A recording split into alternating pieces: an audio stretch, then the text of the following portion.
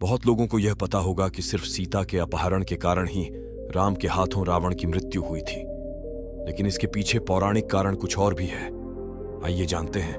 कहानी शुरू करने से पहले आपसे अनुरोध है कि वीडियो को लाइक और चैनल को सब्सक्राइब जरूर करें। तो चलिए शुरू करते हैं। यह उस समय की बात है जब भगवान शिव से वरदान और शक्तिशाली खड्ग पाने के बाद अहंकारी रावण और भी अधिक अहंकार से भर गया था।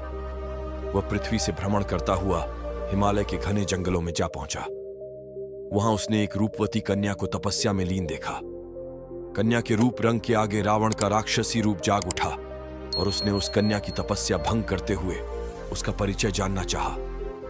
काम वासना से भरे रावण के अचंभित करने वाले प्रश्नों को सुनकर उस कन्या ने अपना परिचय देते हुए रावण से कहा कि हे राक्षस राज, मेरा नाम वेदवती है। मैं परम तेजस्वी महर्षि कुशध्वज की पुत्री हूं। मेरे वयस्क होने पर देवता, गंधर्व, यक्ष, राक्षस, नाग सभी मुझसे विवाह करना चाहते थे, लेकिन मेरे पिता की इच्छा थी कि समस्त देवताओं के स्वामी श्री विष्णु ही मेरे पति बने। मेरे पिता की उस इच्छा से क्रुद्ध होकर शंभु नामक दैत्य ने सोते समय मेरे पिता की हत्या कर दी और मेरी माता ने भी पिता के वियोग में उनकी जलती चिता में कूदकर अपनी जान दे दी। इसी वजह से यहां मैं अपने पिता की इच्छा को पूरा करने के लिए इस तपस्या को कर रही हूं। इतना कहने के बाद उस सुंदरी ने रावण को यह भी कह दिया कि मैं अपने तप के बल पर आपकी गलत इच्छा को जान गई हूं।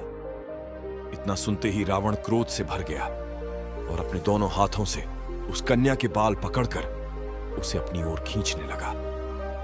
इससे क्रोधित होकर अपने अपमान की पीड़ा की वजह से उस कन्या ने दशानन को यह श्राप देते हुए अग्नि में समा गई कि मैं तुम्हारे वध के लिए फिर से किसी धर्मात्मा पुरुष की पुत्री के रूप में जन्म लूंगी। महान ग्रंथों में शामिल दुर्लभ रावण संहिता में उल्लेख मिलता है कि दूसरे जन्म में वही तपस्वी कन्या एक सुंदर कमल से उत्पन्न हुई और जिसकी संपूर्ण काया कमल के समान थी। इस जन्म में भी रावण ने फिर से उस कन्या को अपने बल के दम पर प्राप्त करना चाहा और उस कन्या को लेकर वह अपने महल में जा पहुंचा, जहां ज्योतिषियों ने उस कन्या को देखकर रावण को यह कहा कि यदि यह कन्या इस महल में रही तो अवश्य ही आपकी मौत का कारण बनेगी। यह सुनकर रावण ने उसे समुद्र में फेंकवा दिया। तब वह कन्या पृथ्वी पर पहुंचकर राजा जनक के हल जोते जाने पर उनकी पुत्री बनकर फिर से प्रकट हुई। शास्त्रों के अनुसार कन्या का यही रूप सीता बनकर रामायण में रावण के वध का कारण बनी।